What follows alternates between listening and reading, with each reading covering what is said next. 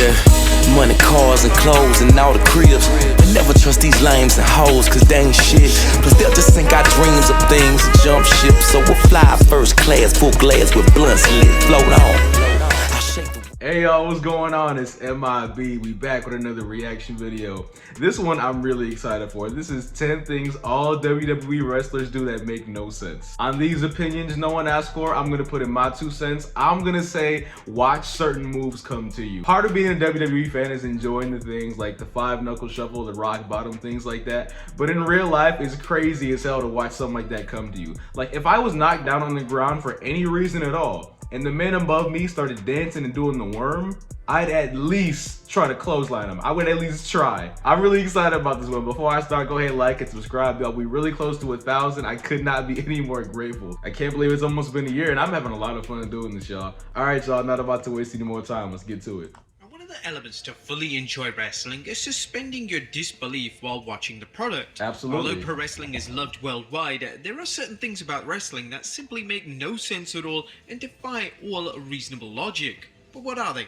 Well, join us now as WrestleMania looks at 10 things WWE wrestlers do that make no sense. So many. Be sure to subscribe and hit that notification bell for daily wrestling videos, and follow us on Facebook for exclusive lists. I think the funniest part about this is like, you know, actually being a fan and then having someone to a casual to a less ask you what about it. Oh, why don't they just do this? Or why is it something like that? I end up laughing every time because it's a legit question, but just being a fan of the product, like you said, suspend the disbelief, just go with it.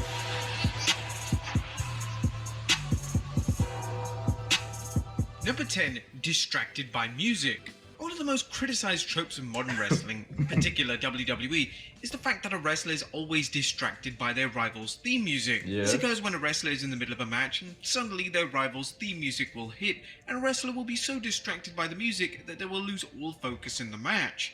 This usually leads them to losing it via roll-up, and this has been a WWE staple for the past 3 decades. I mean, does every wrestler have a short attention span? Well, yes. The kayfabe answer to this trope is perhaps the wrestler who is getting distracted is also so consumed by their hatred for their rival that when they hear that music, they have to stop whatever they're doing in case their rival appears. But still, why should this work for every wrestler? I mean, because people switch it up and everything like that. I mean, I get what he's saying to an extent, but not that many wrestlers like abuse like fake outs, at least from what I've seen. But I don't think it's that bad. Number 9, they don't steal seemingly deadly finishing moves. That's only when you can actually think about certain moves do you question the legitimacy for them. Yeah. For instance, the People's Elbow. What makes The Rock's trademark finisher more effective than a standard elbow drop? There's virtually no difference other than the fanfare involved. Exactly, it's the theatrics, get everybody involved. Same with the 5-knuckle shuffle. You hear the crowd going, you can't see me as soon as he starts. It's just fun. Makes no sense though, you're right about that. As far as the Cobra, I can't defend that. There's no part of me that can defend that no matter how much it makes me laugh. That's, I can't say anything about that. Same goes for Hulk Hogan's leg drop. What makes that move different from a standard leg drop? A normal leg drop never seems to win a match, other than when Hogan uses the move as his finisher. Why is that the case? Also, that leads to the question, if certain finishing moves such as a People's Elbow, John Cena's Attitude Adjustment, or even Randy Orton's RKO are so credible, why doesn't every wrestler on the WWE roster use them as their finisher? It's as if certain wrestlers have copyright on their finishing moves. Oh, but I was gonna say the same with the super kick. It always looks effective, but obviously it's not gonna hit the same way Shawn Michaels does it, or even Shelton Benjamin to a lesser extent, but moves being duplicated, but this has never been addressed on WWE programming. Number 8, the Irish Whip. Yes. The Irish Whip is a move which is used in every single wrestling match, but it makes little sense.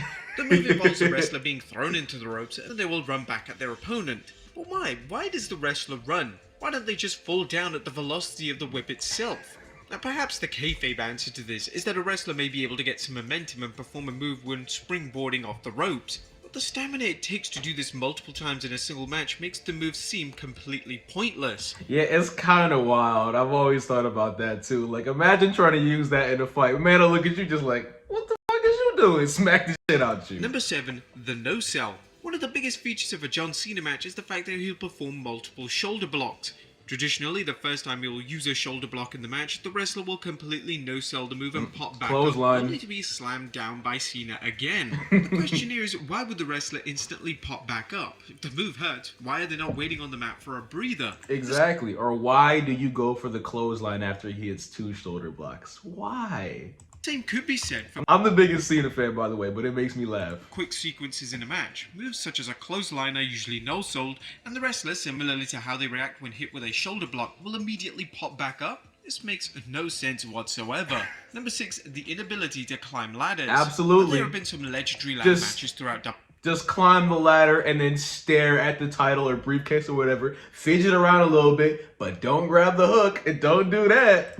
WWE history, from Money in the Bank matches to Shawn Michaels versus Razor Ramon to Triple H versus The Rock, and even the iconic TLC matches featuring the Hardy Boys, the Dudley Boys, and Edge and Christian. All of these were acclaimed matches, but even they had an element in them which defied all logic. The issue with the ladder match is simple. Why do wrestlers struggle to climb the ladder? Wrestlers, when climbing the ladder, go extremely slow as if they're going in slow motion. I know they climb in it like they got ankle This weights. has been the case in all ladder matches, particularly those in WWE. On a few occasions, we've seen wrestlers climb a ladder extremely slowly, only to run the ropes later on. Number 5, a lack of urgency to win a cage match. Now, the cage match is one of the most popular matches that WWE produces, but there's been one thing that has confused fans since the very early cage matches took place in WWE. Now, most cage matches have the stipulation that the match can be won by either pinfall, submission, or escape from the cage. This is Or actually, speaking of that, another question I have is like, why don't they utilize, besides this clip, the cage door more? Because I feel like it takes more effort and everything to actually climb, you know, I don't know, just get up to the top, especially with how slow they climb. escape can come from either escaping over the top of the cage or simply walking out of the cage door. However, One more thing though, it seems like every time Big Show tries to walk out, he ends up losing. With JBL specifically, that one I remember as a kid, and that clip just Cena.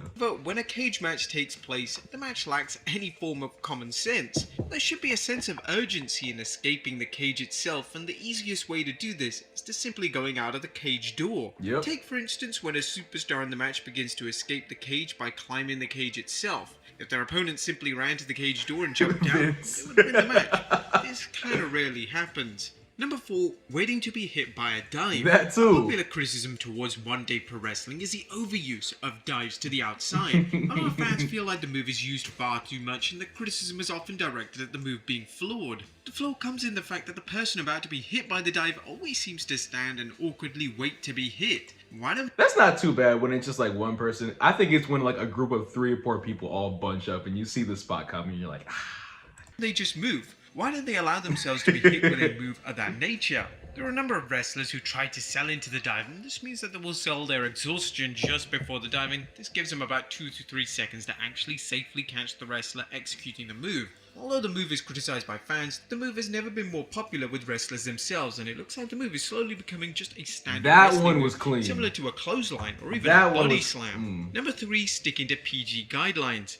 Although before 2008, it was common practice to see chair shots to the head and other obscene violence. Yep. When WWE transitioned into a PG product, this all changed. In modern hardcore matches in WWE, the violence is rather timid, but this makes no sense from a logical point of view. If anything goes in a no DQ or hardcore match, why don't wrestlers perform chair shots to the head or other sinister things such as flaming table spots or even thumbtacks? No DQ matches are usually reserved for heated rivalries, and if the two wrestlers really hate each other, shouldn't they be doing everything in their power to hurt each other? Absolutely. It's as if they signed a secret contract that they would never perform anything in a match that breaches PG guidelines, but this has never been addressed to the WWE fans directly. Number 2, cooperate with every single move. And one of the biggest things about pro wrestling that is completely flawed is the fact that with certain moves you can see wrestlers cooperating. This doesn't mean from time to time you can hear wrestlers talking in the ring. This can be explained with wrestlers simply talking trash to their opponent. It means that you can actually see a wrestler helping their opponent pull off moves safely. For instance, when a wrestler performs a top rope move, the wrestler taking the move will always make sure they're in the right position.